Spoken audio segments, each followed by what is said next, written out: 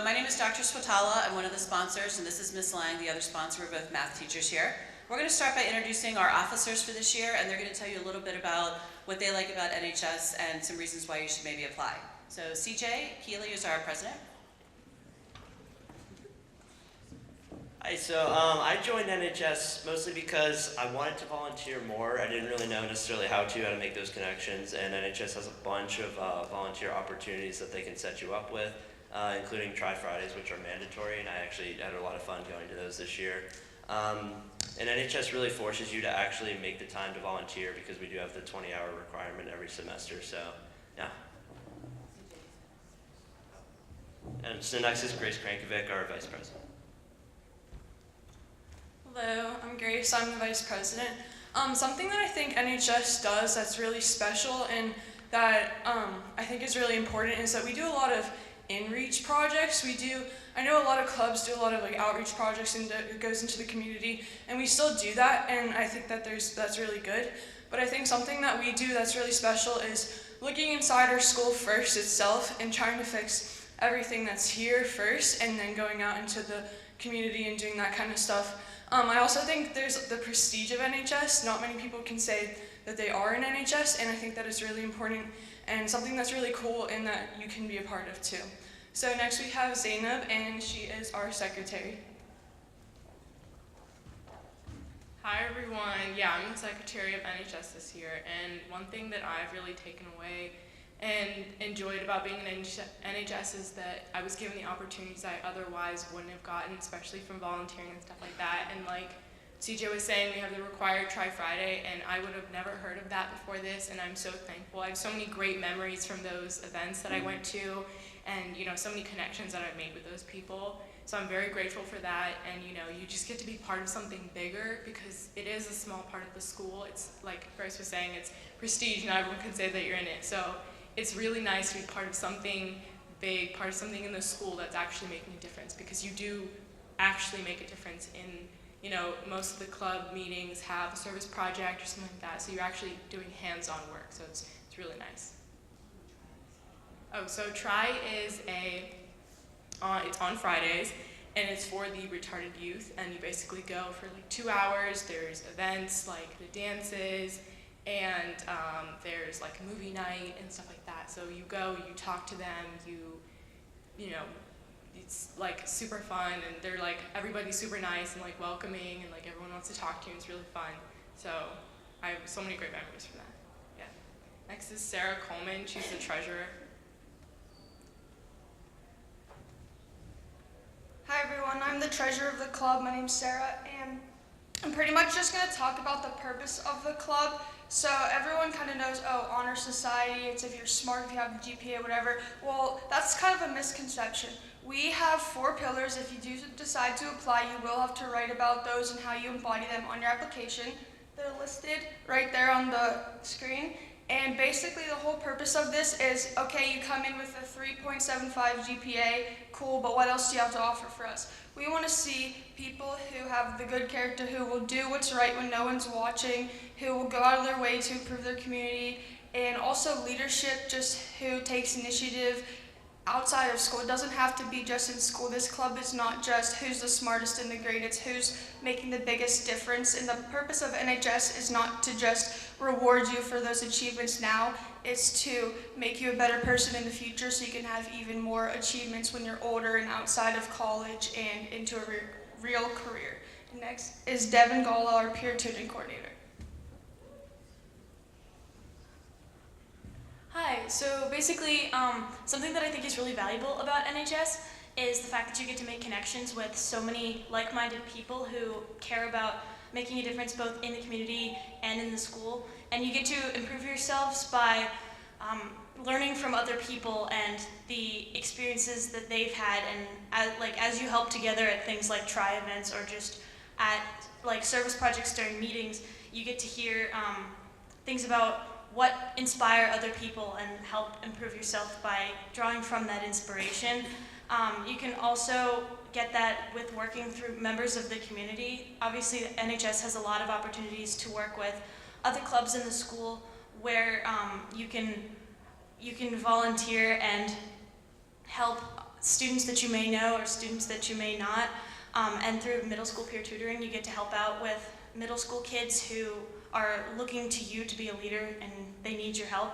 So it's great to be able to make those connections that you wouldn't have gotten outside of NHS. And I'll introduce the next people. I don't know, are you guys going to speak together? Okay. Mahika, Sampat, and Radha Patel are our service coordinators.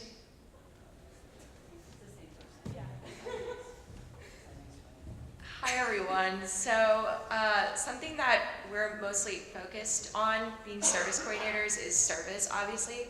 We do get a lot of the other pillars, but I think what really stood out for us this year is the number of ways that you can volunteer. For us, like, we get to see a lot of different opportunities around our community, and so seeing all the ways you can help out every individual, it's really eye-opening.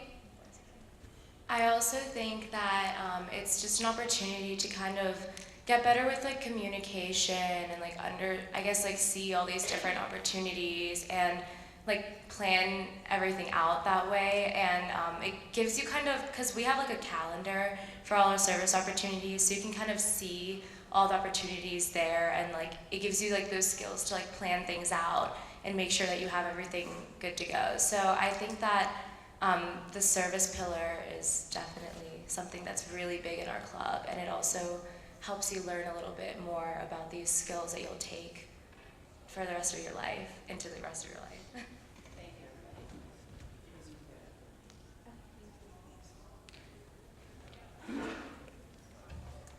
Okay, so what we're going to do next is we're going to talk about the application process. How do you actually apply? Hopefully the officers gave you some reasons why you may want to apply. So first we're going to start with, Sarah mentioned there's 4 pillars of NHS.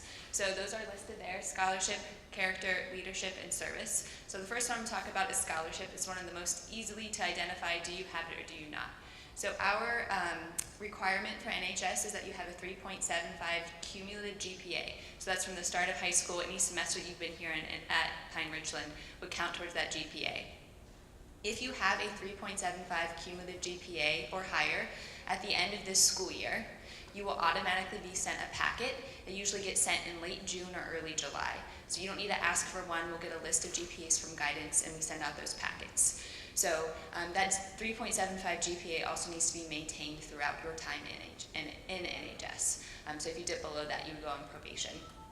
But hopefully that wouldn't happen. Okay. You can go ahead. Okay, so you'll get this packet usually about early July. And just a reminder that it's not actually due until about the 2nd week in September, which means you have plenty of time to get it filled out. At least 2 months. So that being the case, it's important that you stay on top of things, get things done sooner rather than later, and you can avoid any issues towards, like when you're getting close to the deadline, and we don't have to want to worry about deadlines. So it's sent to you early enough where you can start thinking about this. As soon as the application gets to you in a few months, you can start working on it. So just one thing, just a reminder, just because you have a 3.75 GPA or higher doesn't mean that you're automatically going to be accepted. That's just like the first qualification. The 4 pillars are weighted equally. So if you have above a 4.0 and you think, oh, I have a really strong GPA, I'm going to get into NHS, that's not necessarily the case. You need to show evidence of the 3 other pillars as well. And we'll talk about that as the application goes on. We want to make sure that, like I said, that all the 4 pillars are weighted equally, so you need to make sure you're showing strong evidence of all 4 of them. And then obviously when you're in NHS, you need to maintain those pillars and then improve upon them as well. Okay. All right, so when you get this packet in probably about early July, this is what's going to be in it. So one of the first things that we're going to do, I'll talk about the forms a little bit, but this presentation will actually be on our website as well. So you might want, if you want to take some notes today, that might not be a bad idea, but this presentation and actually a video recording of this will be posted online so you can rewatch it. I would make sure when you get your packet that everything that's listed here is in your packet. We send out a lot, so there's a chance we may miss a form. If by some chance you're missing a form, send me an email or send Doc an email, and we'll make sure you get what you need. So these first 3, the letter of eligibility, the candidacy packet checklist, and the selection criteria are just like for your information. You're not actually filling anything out there, it's just a lot of reading. So you'll get a welcome letter. The checklist is going to be like your best friend as you go through this process. There's a lot of information on there, and it tells you exactly what needs to happen before you turn in your application. Lots of details there, so make sure you read everything carefully. I'd recommend that you read over the entire packet before you even start anything. Don't just start filling out forms. Read everything carefully first. Okay. And then the NHS selection criteria, please make sure that you're aware of what we are looking for as NHS. So you might have your own definition of leadership, but remember that you're applying to National Honor Society, and so you need to make sure you're fitting in the National Honor Society's definition of leadership and character. So we'll give you those criteria so you can see exactly what it is that we're looking for. Make sure you read over those as well. Okay, so I already mentioned some of this, so make sure you read everything carefully. Look out for due dates and instructions about how to submit things, because there are a lot of forms, and so it is a detailed process. Just make sure, again, you are fulfilling what we ask. I think I kind of already covered all this. Everything's going to be online as well, so you can go ahead and check our website when you get your packet. And if you have any questions throughout the process, please just come send me an email, CDoc, or me. We can answer your questions. Okay, so the first thing that you're going to do is you're going to read our bylaws. So you're going to go on the website and you can read the bylaws, because we want you to know if you get accepted into NHS, what do we expect from you? You don't want to apply to an organization and not know what you're getting yourself into or what we require. So the bylaws will be online and you're going to read over them, and they're kind of outlined on this green form that you're going to get. So this is actually the only form that's going to have your name on it. Everything else is anonymous. So you'll read over our bylaws and you're going to sign. There's both a front and a back. Sometimes people forget the back. There's a front and a back. You're going to read over them, and you're going to sign it as well as a parent, just to make sure that you are understanding our expectations. And it will outline, again, things that we do as an organization. Okay, so that's the first thing that you're going to do. Okay, like I said, the rest of the application is anonymous, so everything is going to be through your student ID number. That green form that I just talked about is going to be submitted separately, so there's no application stuff there. It's just saying that you understand the requirements. Everything else is by your student ID number only. So there are kind of benefits and disadvantages to this anonymous application. So if you feel like you know a lot of teachers or people in the school, and you feel that people know what clubs you're involved in, it's an anonymous application. We don't know who you are when you turn in that application. So one thing that you have to make sure that you do is that you speak really well about yourself, and you're really detailed about what it is that you're doing as a leader, your service activities, because we can't assume anything, especially if we don't know who you are. And sometimes that's a really hard thing to do. So that's one of the areas I would make sure you focus on. So what happens is we get our application, and then we send it to something that we call the Faculty Council. So the Faculty Council is made up of staff members throughout the school. I think we have about 9? Yeah, 9 faculty members, and they just get the applications, all anonymous, and they'll read over it. And so it comes from people from different departments, and they are the ones who vote on, should this student meet the 4 pillars, should they be accepted into NHS, or do they not meet the requirements? And so Doc and I are not voting members of the Faculty Council. We just kind of facilitate the process. So keep that in mind. We are there to help you with your application, because we won't actually be reading them and deciding if you get into NHS or not. So we're here to facilitate the process. So make sure you use us as resources. No, it's good. You're good. Okay, go back. Sorry. Okay.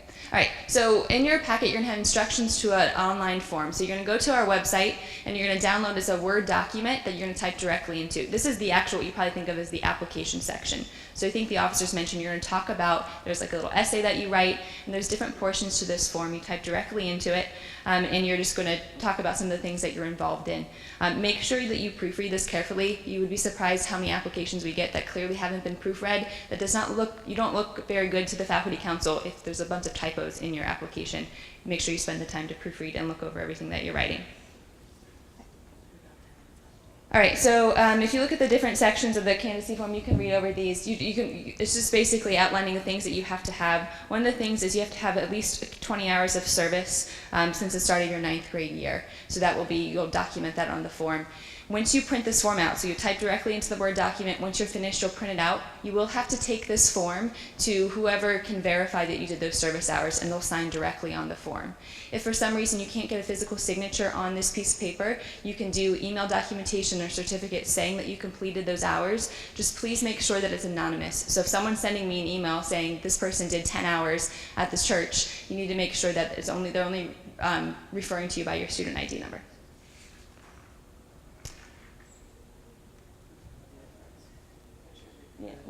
So the other parts you can see, like what's going to be on there, you can list basically some things about yourself that will be on the form. So work experience, extracurriculars, recognition and awards, and then there is a small essay. All right, the other main part of this application process is the recommendation forms. So there's actually 5 recommendation forms to be completed, and we'll talk about those shortly. But what you're going to need to do is there's going to be 2 teachers, 1 community member, and 2 people who can verify your leadership. And so you need to make sure that you're choosing, when you get your application and think about who you're going to ask, choose responsible adults who know you very well and can speak well about you. So make sure you communicate to these individuals what the due dates are. Again, they'll be in early September, so you have plenty of time. I'd recommend that you ask these people as early as July. Ask them sooner rather than later. They can send me the forms as soon as they're done. Even if school hasn't started yet, you might as well get these things done during the summer. They can send them directly to me. You will not get those recommendation forms back. They will be sent directly to me. Keep in mind that you cannot choose a family member or a peer to write these recommendations for you. The Faculty Council cares about these recommendations, so they will be reading them carefully. Okay, the forms are confidential and you will not actually see them. So again, make sure on your forms you're writing your student ID number. Again, you'd be surprised. I get forms sent to me that don't have a student ID number on them. I have no way to match them to your application. And if that happens, unfortunately, your application would be incomplete and wouldn't be read. So make sure your student ID number goes on the form before you give it to the adult. You're also going to provide the adult with a pre-stamped envelope. If they're not in the school or not in the district, if they're from the community, give them a pre-stamped envelope with my address on there, which will be in the packet, and they'll send them directly to me. You should not turn any recommendations in yourself. They should all be coming from the adult. And the last one here is make sure you follow the instructions carefully. Late recommendations will not be accepted for any reason. So we understand that when you give those forms to an adult, it's kind of in their hands, but the thing is it's still your responsibility because it's your application. So make sure that you follow up with those adults. Say, hey, did you send this? Or can you, I would tell them that when it's due, make sure you keep following up with them. It's your responsibility even though it's in their hands. So unfortunately, if they get it to me late, your application is late and it will not be reviewed. So it is your responsibility. So make sure you're choosing people that you can trust to send those in. The way that you'll know if your form is in, this is really important. In your packet that you get in July, there'll be a Google Classroom code. You can enroll in that classroom and there'll be a spreadsheet there. So beginning the first day of school, or even sooner than that, I check my mailbox once, twice a day, and I log those forms in. So you'll have your student ID number, and there'll be 5 columns, 1 for each recommendation that you need. I will log the person's last name in that spreadsheet, so you will know as soon as I get the form. If for some reason the person said they sent their form 2 weeks ago and I still don't have it, there was a problem. So give them another form, come see me, we'll have to figure something out. But again, you need to be checking that classroom regularly and making sure that your recommendations are in. And again, if something's doesn't seem right, come talk to me, fix that problem sooner rather than later. Don't just wait and say, oh, I'll give it some more time. Make sure you're on top of that.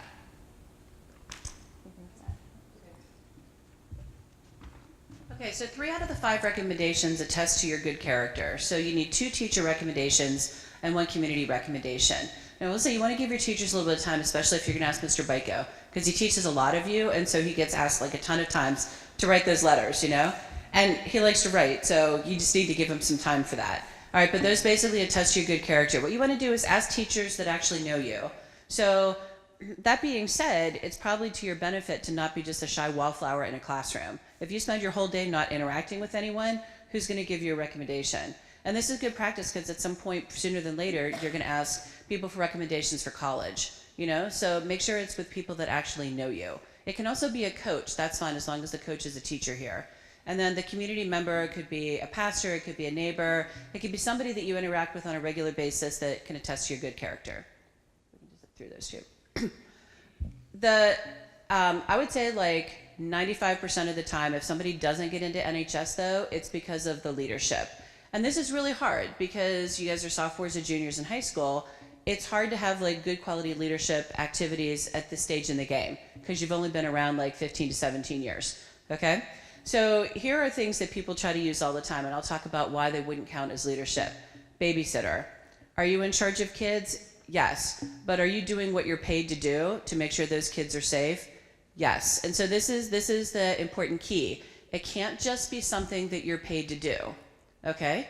So being a soccer referee, being a lifeguard, being a babysitter, closing at work, all of those things are things that you're paid to do, so that doesn't rise above the level of leadership.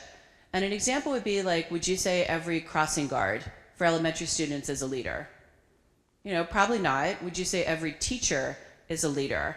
I would say no to that also. I mean, we're all in charge of people, but that doesn't mean what we do rises to the level of leadership.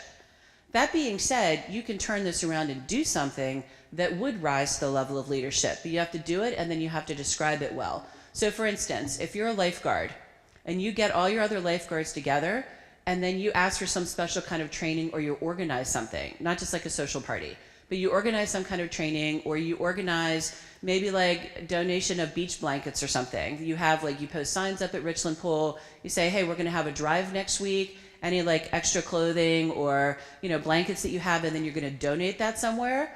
That would exhibit leadership because you're getting a bunch of people to do a service activity. You could do the same thing for refereeing. You could have people do like a used sports equipment drive. That would count. You could get a bunch of friends together and do a drive for the food bank in your neighborhood. That would then count as leadership. Okay, so it has to be something where you have to go past implementing the plan of somebody else. Another one that we see all the time is volunteering at church camp in the summer. You know, so like you're in charge of shepherding the 8-year-olds around. Okay, but if you're just implementing the plan of somebody else, that doesn't count as leadership. But what you can do is if you're planning on volunteering at that this summer, is you can ask to be in charge of some part of it. Or you can say, you know, I need to get some leadership for National Honor Society. Can I plan Wednesday's activity? And then you have to describe and make it very clear to us that this was you making your own decisions and getting other people on board. Okay, if you get yourself in that space, then you'll be okay. All right? So those are the big things about their leadership. And I'm going to pause. Does anybody have any questions about their leadership, or anybody want to know if this would count or not count? And you can feel free to send me emails like all summer and up to your application to check on these things.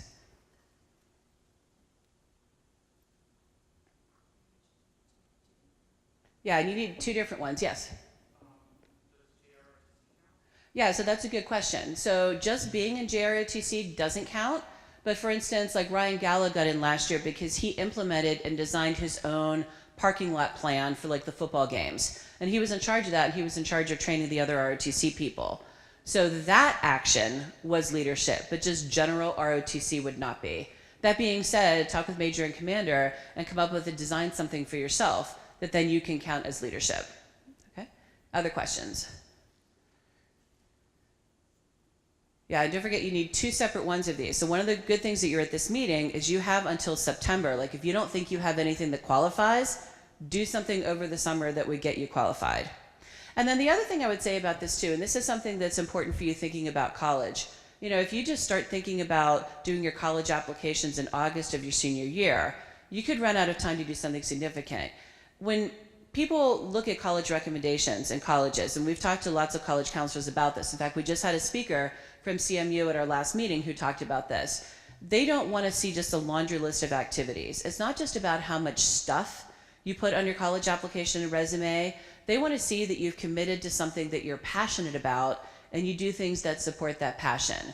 So whether it's combating homelessness in the Pittsburgh area, or you're worried about food security, or you're worried about, you know, academics like peer tutoring, find something and start now and doing something you're passionate about to get that involved. Because if you go deep in something, it gives you something to write about in your college essays, it gives you something to talk about in your college interviews, and then your resume looks like you are a committed and interesting person.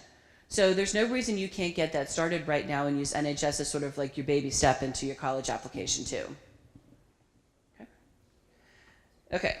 Did you do the non-examples of leadership? Yeah, can you put that up? Okay. Yeah, so what we've done in the past, the old form used to be that you would just give it to somebody and they would describe your leadership for you. But the thing is, those people who are going to recommend you aren't in this meeting. So we changed the form last year, so you write about how your leadership experience fits our definition of leadership.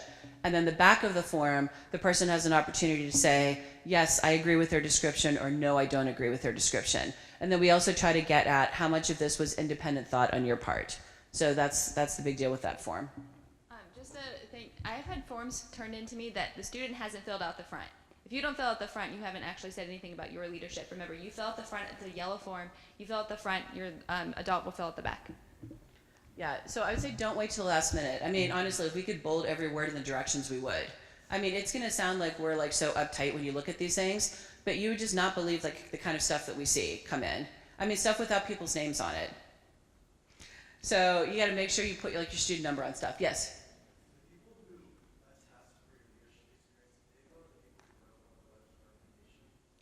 Yes, you can double dip with that. You could do like service and leadership also. But I will say, don't just do two things that are the same. Like, don't run a softball drive for equipment in June and then do another one in August, because it's basically like the same thing. So have two different experiences. Yes?